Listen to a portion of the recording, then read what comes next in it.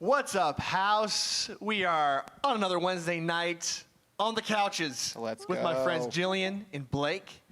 Guys, we're excited to be with you tonight, and we're in our pressure series. We're talking about different layers of life that put pressure on us to be certain things, to do certain things. We're trying to figure out what it means to live like Jesus amongst these conversations. They've been challenging conversations. We've talked about suicide, depression, anxiety. We talked about pornography and lust. Tonight we're going to talk about sex and sexual identity and what does it mean to follow God with having a conviction of what sex can look like. And the known conviction for Christians across everywhere is like Christians don't have sex till they're married. Mm-hmm. And in a lot of ways that's like kind of shamed upon from the cultural view. People look at that like it's a crazy thing to do. Right. Why would you do that at all? But there's a reason that the church has held this position and why we believe that this is what God has best for us. And a lot of it has to deal with like this idea of the fullness of God, which like just comes back. I'm gonna read the passage again. We keep coming back to it, y'all. Ephesians 3, 16 through 19. I'm gonna read this. Always our backdrop for these conversations, right? I pray that out of his glorious riches, he may strengthen you with power through his Spirit in your inner being, so that Christ may dwell in your hearts through faith. And I pray that you, being rooted and established in love, may have power, together with all the Lord's holy people, to grasp how wide and long and high and deep is the love of Christ, and to know this love that surpasses knowledge, that you may be filled to the measure of all the fullness of God. We keep coming back to the idea of the fullness of God, and when we talk about sex and waiting for sex in marriage, like this is the same thing, but let's talk about why. And we all have this conviction. I'm married, right, and I had that conviction and was able to live that out through like up till I was married. You guys have that you're both single in dating relationships, but you guys have held that conviction. Talk about that conviction. When did that conviction develop for you? Why do you hold it? Yeah, I guess for me, growing up in Marin, at Marin Covenant, I had a lot of great leaders and really amazing role models to look up to, and that sort of paved the way on a lot of conversations, but this one in particular, and kind of gave it this sort of reverence and respect that I think it does need. So I always had this sort of healthy, not taboo, but I guess respectful and reverent idea of sex and what it could be and the dangers of it, and also the joys and sort of, the way it was intended to be. But I think another thing that like really sealed that conviction for me is that my family actually has this sort of like 3-generation long history of divorce. And so there's just been broken family after broken family. Right. And so for me, that really set this intentional and very, just intentional aspect to my relationship. Like I went into things going, okay, I'm going to try and break this cycle. I'm going to try to, even in a dating relationship, how can I have this be healthy for both of us? How can we both be respectful? How can we grow and help shape each other? Mm-hmm. We might not be the ones we end up with, but how can we help each other get to another place and not just be these sort of like fleshly desire, like consumers of like, okay, we're just going to go off instant gratification. Right. And so for me, like after my parents split, it was, okay, how do I build this relationship to be something that can withstand the long run and not just be, okay, this is what feels good right now. Right. And so there was that sort of like marathon mindset rather than just a sprint. So. Mm-hmm. Yeah, similarly, I had a lot of great people in the church kind of have those relationships where they were waiting till marriage and they were vocal about it. And so I think having those examples really kind of shaped my view of relationships and wanting to wait. And so when I was 16, my parents like sat me down and they're like, is this a decision you want to make? And so I was kind of thankful that they were a part of that and kind of just like shaping me and molding me because that was something that they wanted to wait for. And so, when I was 16, I decided to wait. They like bought me a ring, made it really special.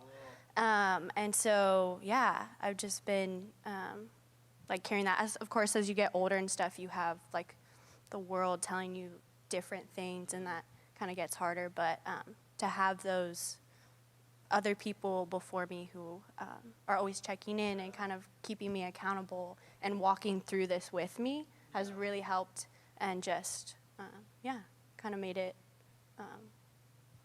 special. That's incredible. Like, so both you guys have in different ways family dynamics. Right.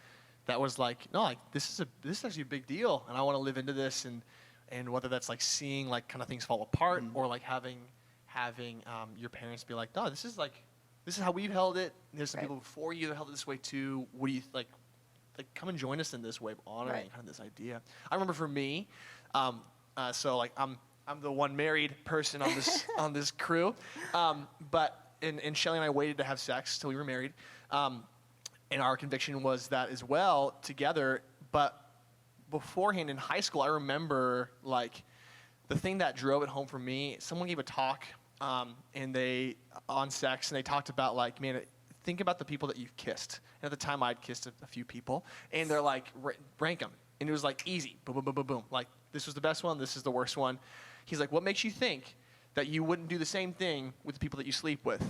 And if the person that you end up marrying isn't on the top list, what's going to happen? Wow. And it was like, that, like, for whatever that was, like, that just was like, oh, yeah, I don't want that. I don't want to compare anybody to my spouse at all.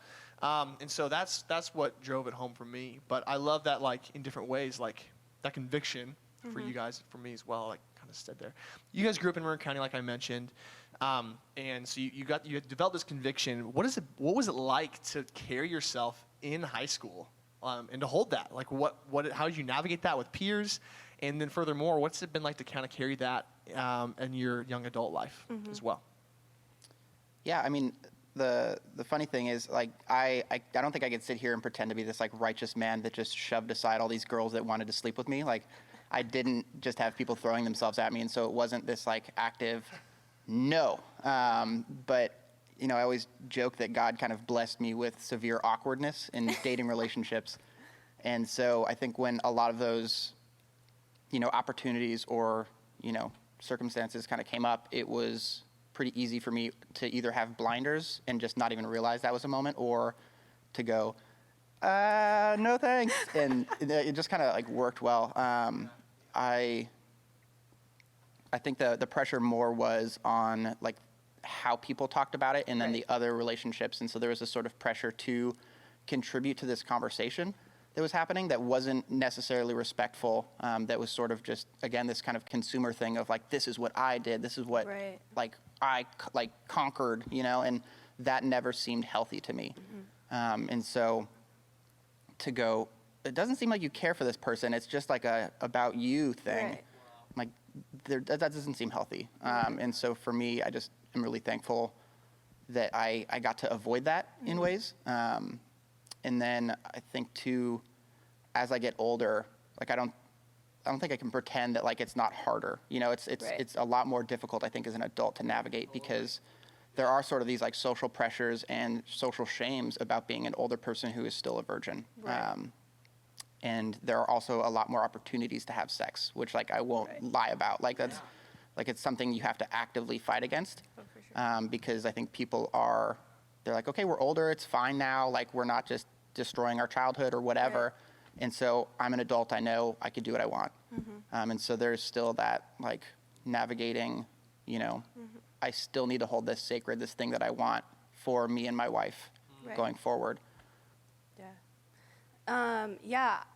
Through high school, I don't think I really knew anyone who chose to not have sex until they were married. A lot of my friends were like actively doing that and stuff, and so that was kind of hard to be around and like be in those conversations, and they're still like asking you for relationship advice, but I feel like I brought something to the table differently with relationships, because I saw relationships differently, and I think the media and like movies, they portray relationships so differently, and just like throw yourself at them and like, this is what it is, just have sex, like that's how you further your relationship with someone.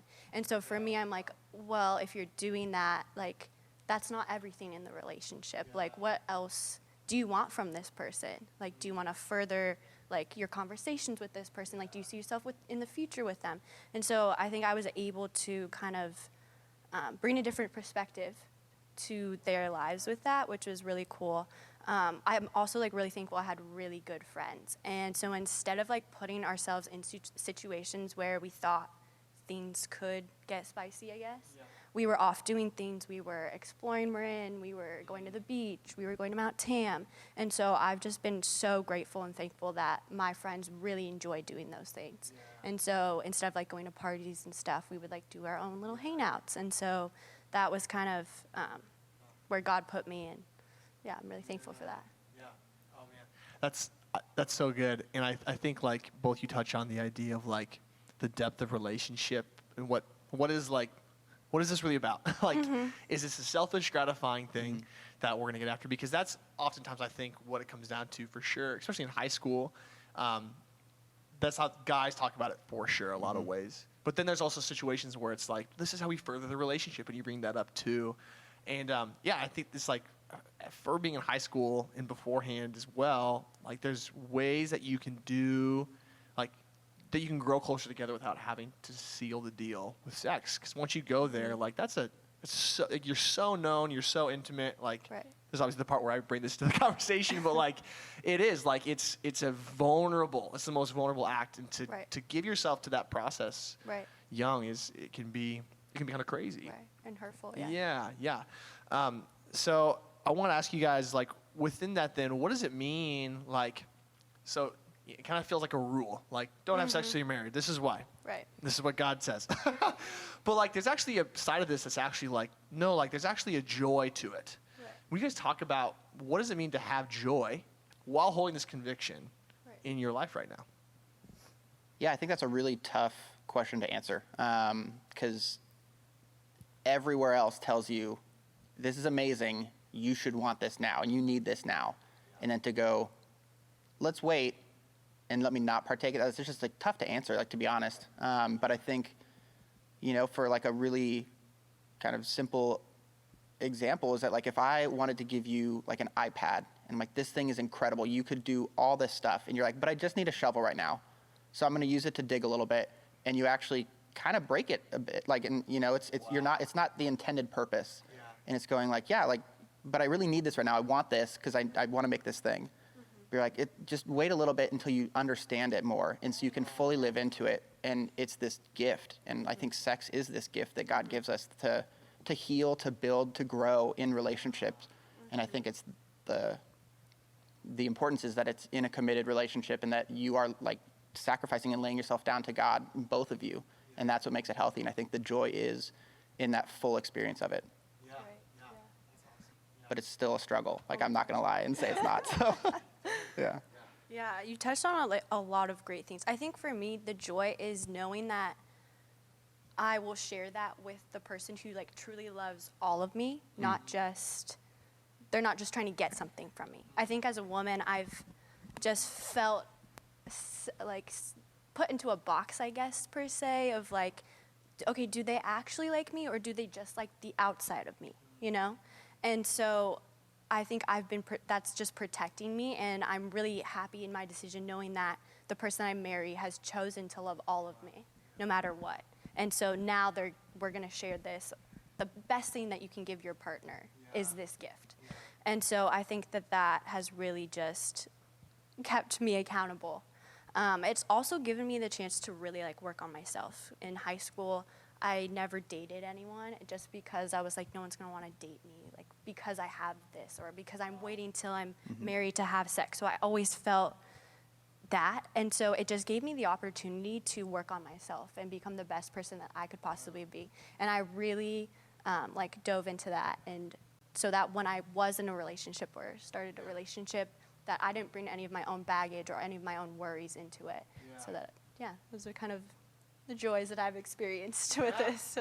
That's so great. I think like the idea of cultivating something, and like that analogy I think is brilliant. Like, you don't use an iPad to shovel stuff. Like you use it to create things and to engage in the world in ways that we never have been able to engage before. And the idea of like having that like I want someone to know me, like fully me, before I give that piece away, and to share that together. And I want to just I bring the married perspective here into this. I just want to say too, like, what is really healthy in this to know is like that those things are totally true. I've experienced that for real. Like, Shelly and I have been married for 5.5 years now, and I will say, like, what marriage is so great about is because, like, she knows me fully, and I know her fully, in the good and the bad.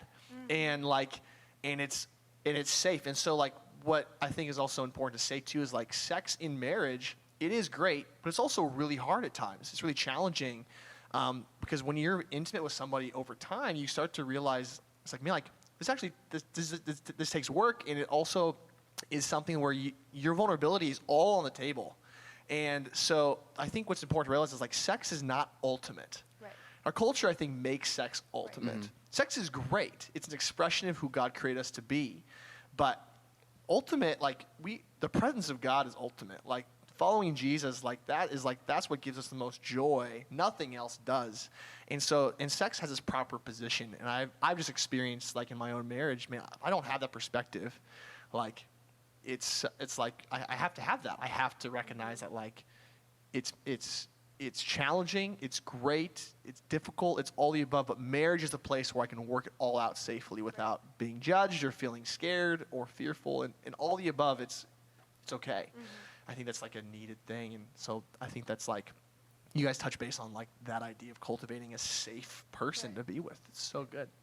Guys, this has been so good. You have anything else?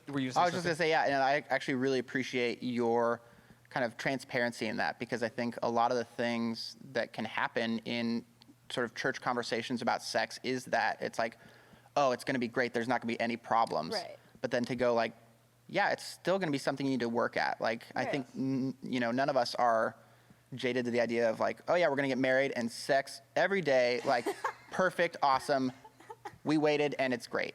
Like there's still the struggles, and like I have other friends that have had, the easy moments and then the really difficult ones. And I really enjoy that MCC doesn't have this like, don't talk about sex. Like that's for when you're older, but that we can have these conversations and go, yeah, like let's sort of build that health before you get to it, because it's still going to be, with its challenges. And so, yeah, thank you for being honest and open with that. What is, last question, what is one piece of advice that you would give to students right now in high school when it comes to sex, when it comes to dating, when it comes to relationships? What is something you would hope that they would know? I think I also want to start this with kind of a disclaimer, because like I know we're talking about, we are convicted to wait, and we have this sort of like, we have fought that fight. But I also want to speak to the students listening that might not have had the same story, and I really hope that our words don't shame them in actions that they have done or what's happened to them.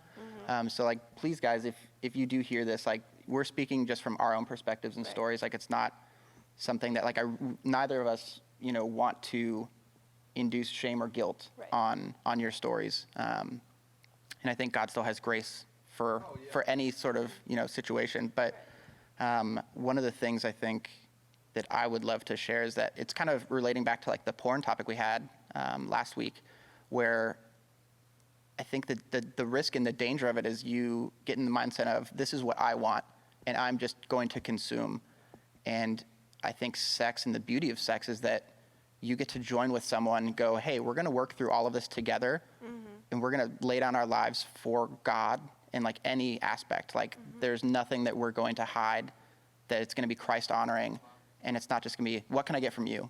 Because if you go into a deep relationship that is just, hey, what are you going to give me? You're no longer giving that to me, so this isn't working. And then like it's just, I think especially in today's culture too, like you get into the mindset of just being a consumer, and I think that's the risk in sex and in porn and how we view others, is that it's what can you give to me and what can I take from you. But just try and foster like how can you build a healthy relationship with someone that is Christ honoring. Like Blake was saying, I think that it's really important to know that even if you've had sex before, you can start at any time in any relationship saying we're gonna wait. Like I think that's something like super important. And just to surround yourself with people who encourage you and build up your relationships where you're choosing to do that. I think one of the greatest pieces of advice that someone has given me is don't take relationship advice from someone in a relationship that you don't want to have. And because I have so many friends that I was confused and would like ask them relationship advice, and because they're my friend, I would take it. But it's not always something that you have to take, because they're living their lives differently. And so I think that those are kind of things that I would love to pass on and just let people know. So good, guys. Because thank you both for like sharing and kind of getting after it today. Let me pray for us. We'll go into small groups. Right. Yeah. Jesus, thank you for today. Thank you that you're with us, Lord. And I just ask, God, as we go into small groups, that you'd bless our conversations. Lord, it's strange to talk about sex, but we thank you that you've given us community, that we can process these things in healthy ways. And so we ask, Lord, that you would, just allow us to kind of have an ease and a grace with conversation tonight. In your name we pray. Amen.